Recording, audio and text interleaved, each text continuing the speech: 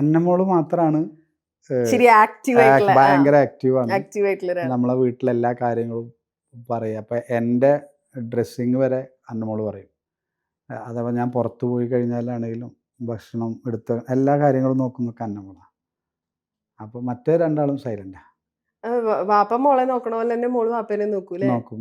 ഞാൻ ചോദിക്കട്ടെ, നമ്മളിപ്പം ഞാനൊരു അമ്മയാണല്ലോ, ഞാൻ ഇക്കടെ ഇന്റർവ്യൂ കാണുമ്പോൾ ഞാൻ മനസ്സിലാലോചിച്ചിട്ടുണ്ട്, നമ്മൾ ഒരുപാട് കാലം ഇപ്പൊ ഒരു 9 months ഒരു അമ്മ ഈ ഡെലിവറിയുടെ പെയിൻ വെയിറ്റ് ചെയ്തിരിക്കുന്ന പോലെ, കുഞ്ഞിനെ വെയിറ്റ് ചെയ്തിരിക്കുന്ന പോലെ തന്നെയാണ് ഒരു അച്ഛനും സൈഡിൽ ഉണ്ടാവുക. ആളും വെയിറ്റിംഗ് ആണ്, ഇതൊന്നും ഫീൽ ചെയ്യാൻ പറ്റാണ്ട് വെയിറ്റിംഗ് ആണ്. ഇത് കഴിഞ്ഞ് നമുക്ക് കുഞ്ഞിനെ കയ്യിൽ കിട്ടുമ്പോൾ ഡോക്ടേഴ്സ് നമ്മളോട് പറയാണ് കുട്ടിക്ക് നടക്കാൻ ചിലപ്പോൾ പറ്റില്ല, സംസാരിക്കാൻ പറ്റില്ല എന്നൊക്കെ. അതെങ്ങനെ കവർ ചെയ്തേക്ക്, അതെങ്ങനെ ഹാൻഡിൽ ചെയ്തപ്പോ? ആ സമയത്ത് എനിക്കതൊരു പ്രശ്നമായിട്ട് തോന്നിയില്ല എന്നുള്ളതാണ്. എന്തോ ദൈവം തന്ന ഒരു വലിയ സ്ട്രെങ്ത് ആവണം. പിന്നൊക്കെ ഓട്ടോമാറ്റിക് സംഭവിച്ചു പോയതാണ്. കാരണം ഇപ്പം ഞാൻ പറയലുണ്ട്, ഗസ്റ്റുകൾ വരുമ്പോൾ അന്നമോളായിട്ട് ഞാൻ അവിടെ ചെന്നിരിക്കുന്നു. അതൊക്കെ ഓട്ടോമാറ്റിക് അങ്ങനെ ആയിപ്പോയി. വരുന്ന ആളുകൾക്കും ഞാൻ അന്നമോളുടെ അടുത്ത് മാത്രം നിൽക്കുന്ന സമയമായി. അപ്പോൾ പിന്നെ എങ്ങനെയും അവളെ ആക്റ്റീവ് ആക്കി എടുക്കണം. പിന്നെ ആ സമയത്ത് എല്ലാവരും നിങ്ങൾക്ക് ഒരു സുഖമില്ലാത്ത കുട്ടി ഉണ്ടല്ലേ എന്ന് പറഞ്ഞു. അതൊന്ന് മാറ്റിയെടുക്കണം എന്നുണ്ടായിരുന്നു. കാരണം ഞാൻ ഇല്ലാത്ത കാലം എന്ന ഒരു സാധാപത്തോടെ വളരരുതല്ലോ.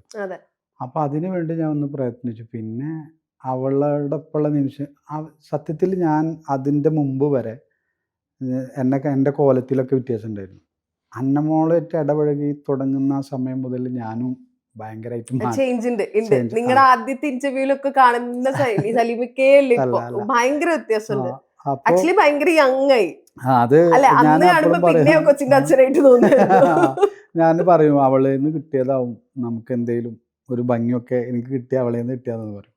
അത് അവളോട് ഒപ്പം പങ്കിട്ട നിമിഷങ്ങളാണ് എൻ്റെ ജീവിതത്തിലെ. അവളെ ഓരോ ദിവസമൊക്കെ ഓർത്തെടുത്ത് ഓരോ ദിവസത്തെ കാര്യങ്ങളും പറയാൻ പറ്റും. അപ്പം അതുകൊണ്ട് അവൾ കൂടുതൽ അറ്റാച്ച്മെൻ്റ് എന്നോടൊപ്പമായി. ഇപ്പോൾ അന്ന് ഞാൻ അങ്ങനെയൊക്കെ പ്രയത്നിച്ചത് കൊണ്ടാവാം ഇന്ന് അവളെ കാര്യത്തിൽ സക്സസ് ആയത്. കാരണം ഇപ്പോൾ അടുത്ത് അവൾക്ക് ടോൺസിലിൻ്റെ സർജറി കഴിഞ്ഞു. അവിടുന്ന് ഡോക്ടേഴ്സ് എല്ലാവരും പറഞ്ഞു ഇനി അന്നമോൾക്ക് പോയിട്ട് ടെസ്റ്റുകളും നടത്തേണ്ട. അവള് ഞാൻ കേട്ടിരുന്നു. അപ്പോൾ ഇപ്പോൾ ചില ആളുകൾ എന്നോട് ഇങ്ങനെ പ്രോഗ്രാമിനൊക്കെ പോകുന്ന സമയത്ത് പറയും ഇങ്ങനെ സുഖമില്ല. അതിപ്പോഴും ചില ആളുകൾ ചോദിക്കും. ഞാൻ പറയാം കുഴപ്പമില്ല എന്ന് പറയുള്ളൂ. പക്ഷെ ഞങ്ങൾ ഫാമിലിയൊക്കെ ഹാപ്പിയാണ് അന്നമോളെ കാര്യത്തിൽ. അന്നമോൾ സ്വന്തമായിട്ട് സ്ഥലം വാങ്ങിച്ച് 11 സെന്റ് അല്ലേ? അത് കേട്ടപ്പോ ഉണ്ടല്ലോ ഞാനൊന്നും ഇങ്ങനെ 11 സെന്റ് പോയിട്ട് ഇപ്പൊ 1 സെന്റ് മേടിക്കാനുള്ള കാശ് പോലും ഇല്ലാത്തല്ലേ ഞാൻ. അത് കാരണം എന്താണെന്ന് വെച്ചാൽ ചില ആളുകൾ, ഞങ്ങൾക്ക് അങ്ങനെ ബാഡ് കമൻറ്റുകളൊന്നും വരാറില്ല. ചില ആളുകൾ ഞാൻ അന്നമോളുമായിട്ട് ഇനാഗ്രേഷനൊക്കെ പോകുന്ന സമയത്ത് ചില ആളുകളൊക്കെ ഇങ്ങനെ പറഞ്ഞിട്ട് എൻ്റെ ചെവിയിലെത്തിയിരുന്നു, അന്നമോൾക്ക് ആ കുട്ടിയെ വെച്ച് പൈസ ഉണ്ടാക്കാന്നൊക്കെ അങ്ങനെ പറഞ്ഞത് കേട്ടു. ഡയറക്റ്റ് ആരും എന്നോട് പറഞ്ഞിട്ടില്ല. പക്ഷെ എൻ്റെ മനസ്സിലുള്ളത് ഇതെന്തായിരുന്നു എന്ന് വെച്ചാൽ, ഞാൻ എൻ്റെ പ്രോഗ്രാമിൻ്റെ പേയ്മെൻറ്റ് പോലും കിട്ടാറില്ല അന്നമോളായിട്ട് ഇനാഗ്രേഷന് പോകുന്ന സമയത്ത്. കാരണം എനിക്കന്ന് പ്രോഗ്രാം എടുക്കാൻ പറ്റില്ല, ഞാൻ ഡേ ലെവൽ പോകും. അപ്പോൾ പൈസ പറഞ്ഞിട്ടല്ലായിരുന്നു പോകുന്നത്. പിന്നെ അന്നമോളൊരു പാട്ട് പാടി, അത് ഇഷ്ടമായി. പിന്നെ അന്നമോൾക്ക് ഫിനിക്സ് അവാർഡ് കിട്ടുന്നു. അപ്പോൾ ആ ഒരു ബേസിലാണ് എല്ലാവരും അന്നമോളെ ഉദ്ഘാടനത്തിന് വിളിക്കുന്നതെന്ന് ഇവരാരും മനസ്സിലാക്കിയില്ല. ഈ പറഞ്ഞ ആർട്ടിസ്റ്റാണ് വിളിക്കുന്നത്. അല്ലാതെ അന്നമോള് ഒരു സുഖമില്ലാത്ത കുട്ടിയായിട്ടല്ലല്ലോ. നേരെ മറിച്ച് അന്നമോള് പാട്ടുകളും പാടിയില്ല, അന്നമോളെ ജീവിതത്തിൽ ഇങ്ങനെ ഒന്നും ഉണ്ടായില്ലെങ്കിൽ ഞാൻ അങ്ങനെ കൊണ്ടുപോകുന്നത് തെറ്റാ.